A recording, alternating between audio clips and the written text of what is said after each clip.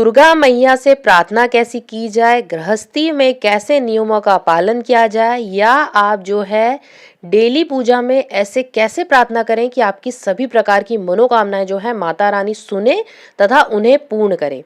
ये माना जाता है कि सोमवार और शुक्रवार को माँ दुर्गा और माँ पार्वती की पूजा की जाती है। माँ जो है ममतामय है, दयामय है अपने बच्चों के लिए।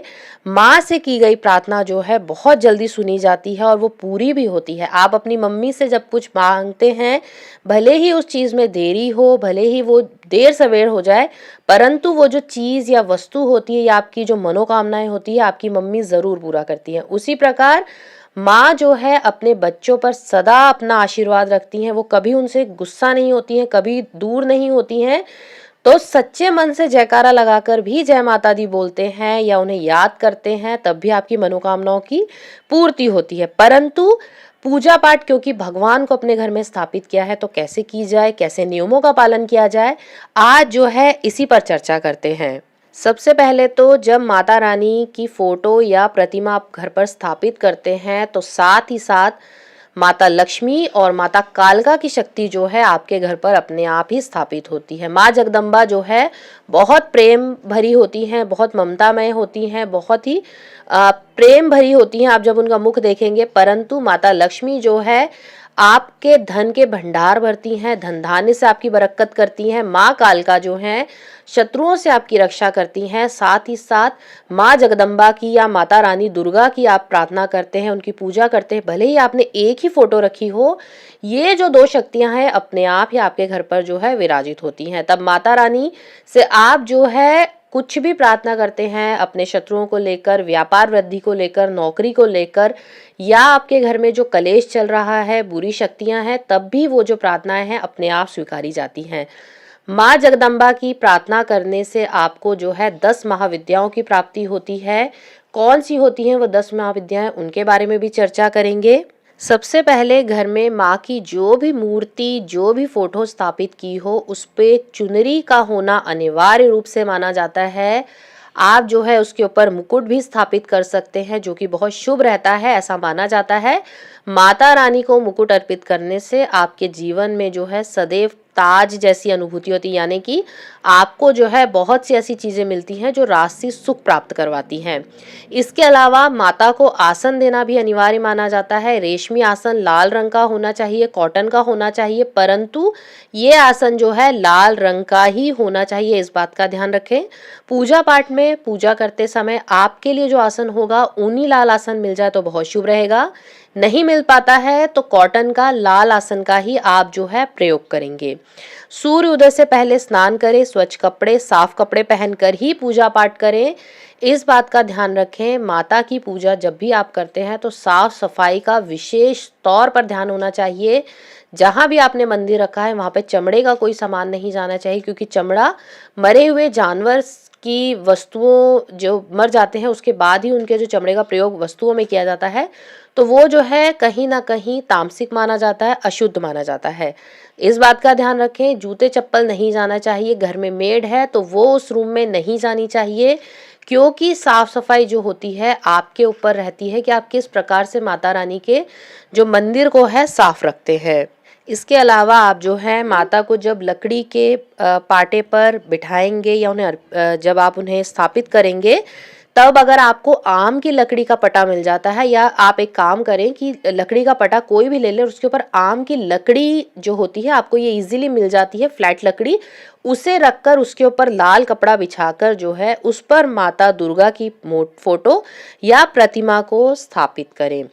माता रानी को जब आप सुबह उठते हैं तो सुबह सुबह उठते ही आप जो है आशीर्वाद लेते हुए, आप जो आपका नित्य कर्म होता है करने के बाद, नहाने के बाद, माता रानी को आप जो है हे माँ आप उठें, या ऐसा करके जब हम किसी अपने प्रियजन को उठाते हैं वैसे अपने शब्दों में उठाएं, उन्हें दूध का भोग लगाएं, उसके बाद उन्हें स्नान करवा के चुनरी पहनाएं। माता के श्रृंगार में कुमकुम का बहुत महत्व माना जाता है। कुमकुम का तिलक जरूर लगाएं माता रानी को।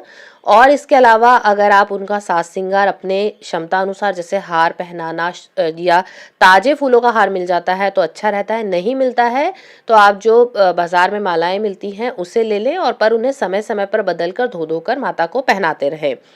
इसके अलावा धूप का प्रयोग बहुत अच्छा रहता है, अखंड ज्योति अगर जलाई जाती है, परंतु यहाँ पर अखंड ज्योति के लिए मैं कहूँगी कि नियम जो होते हैं बहुत ज़्यादा स्ट्रिक्ट होते हैं अखंड ज्योति के।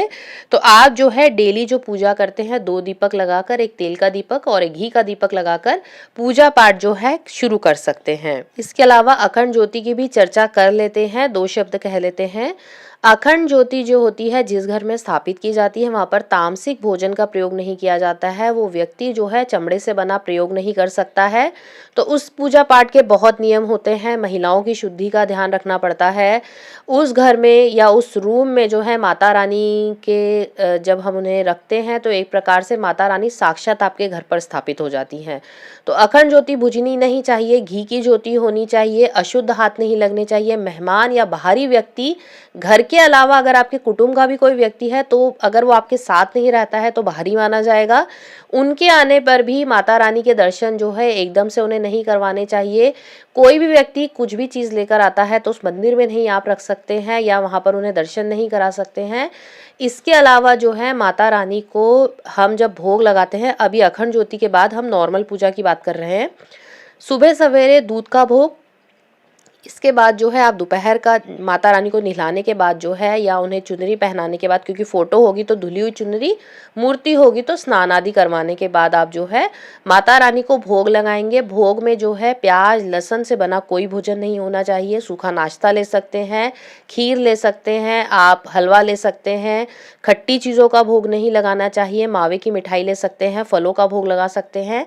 शाम के समय जब जैसे इंडियन, अब मैं बता देती हूँ, जैसे चाय का समय होता है, इस समय पर दूध का भोग फिर से आपको लगाना है।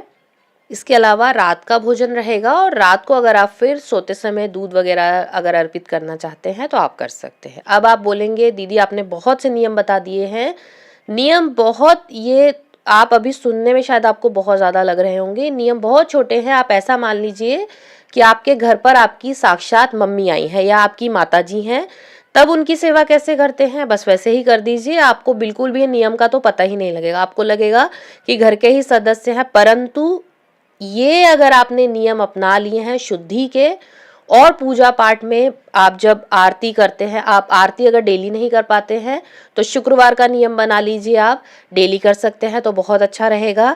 इसके अलावा पूजा सामग्री में रोली, मौली, लाल फूल, घी की मिठाई, दिया, और पूजा पाठ में आप दुर्गा चालीसा का डेली पाठ कर लीजिए। आप आरती की पुस्तक लेकर आरती जो है शुक्रवार का नियम बना लीजिए, या आप डेली भी कर सकते हैं समय अगर आपके पास हो तो। पूजा करने के लिए जो है आपको सिर्फ शुद्धता का ध्यान रखना है और सच्चे मन का ध्यान रखना है। घर में नया फल आता है, नया कोई मिठाई आती है, नया कुछ भी आता है तो सबसे पहले माता रानी के चरणों में अर्पित करें कि आपका ही घर है, धन धान्य से बरकत रखें, भंडार भरे रखें माता रानी, और अपने बच्चों पे कृपा रखें। सिर्फ इतना सा आप 2 बोल प्यार से बोल दीजिए, आप देखेंगे कि आपके घर में धन धान की बरकत जो है 1 से 1.5 महीने के अंदर कितनी बढ़ जाती है।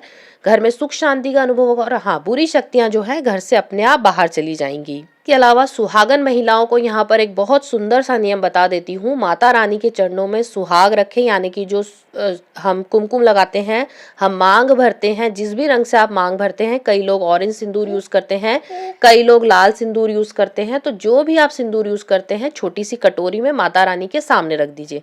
डेली पूजा के बाद नियम बना लीजिए कि आपको वो सिंदूर अपनी मांग में भरना है। पति पत्नी के प्रेम में आप देखेंगे कितना मुनाफा होता है। आपके पति आप जो हैं आपको सम्मान देने लगेंगे, घर में सम्मान की प्राप्ति होगी, साथ ही साथ आप पर जो है माता लक्ष्मी की कृपा अपने आप होने लगेगी। सुहागन महिलाएं विशेष तौर पर तैयार होकर माता रानी की जब पूजा करती हैं, क्योंकि महिलाएं सदैव शक्ति का स्वरूप मानी जाती हैं, तो अपने आप ही उनमें जो है शक्ति जागृत होने लगती है तथा उन्हें कहीं ना कहीं जो है ये शक्ति का अनुभव भी बहुत जल्दी होने लगता है। इसके अलावा मेरे भाइयों और बहनों, एक सवाल जो सबसे ज्यादा आया था कि माता रानी को भोग लगाते समय किन बर्तनों का प्रयोग करना चाहिए, तो शास्त्र अनुसार जो है सोने चांदी के बर्तन सर्वश्रेष्ठ माने जाते हैं, परंतु आप जो है इनकी जगह अगर पीतल के बर्तनों का प्रयोग करते हैं तो वो सोने के समान ही सुख आपको प्रदान करते हैं। तो घर में माता रानी का ग्लास, माता रानी की कटोरी, माता रानी की प्लेट और जो छोटा चम्मच होता है, ये सेट आपको आसानी से बाजार में मिल जाएगा। आप जो है माता रानी के ये बर्तन रखें जिसमें आप इन्हें दूध का भोग लगाएंगे, खीर का प्रसाद या फिर जो भी चीज़ नई फल वगैरह आता है तो इसी में रखकर भोग लगाएं। ऐसा माना जाता है कि ये कार्य करने से आपको सोने में बर्तन जो भोग लगाते हैं वैसा ही शुद्ध फल भी प्राप्त होता है तथा आपका सौभाग्य भी बढ़ता है। इसके अलावा मेरे भाइयों और बहनों, अब आखिरी एक मंत्र जो कि तांत्रिक दुर्गा यंत्र भी कहा जाता है। ये मंत्र जो है करने से आपकी सभी मनोकामनाओं की पूर्ति होती है। दुर्गा चालीसा पाठ नहीं कर सकते हैं, डेली आप माता रानी का सिर्फ एक मंत्र दिया अगरबत्ती करते समय अगर ये कर लेते हैं तो आपके जीवन में सब मनोकामनाओं की प्राप्ति अपने आप होने लगती है। ये मैं डिस्क्रिप्शन में भी लिख दूंगी, अभी आपको उच्चारण करके कह देती हूँ ताकि आप जो है ध्यान से सुने। नहीं बोल सकते हैं तो इतना ये जो क्लिप है निकाल कर रख लें और इसे डेली आप सुन लीजिए। सर्व मंगल मांगल्ये शिवे सर्वाधिके साधिके शरण्ये त्र्यंबके गौरी नारायणी नमस्तुते या देवी सर्वभूतेषु लक्ष्मी रूपेणी संस्थिता नमः तस्से नमः तस्से नमः तस्से नमो नमः। जय माता दी। तो भाइयों और बहनों, आज अपनी वाणी को यहीं विराम देते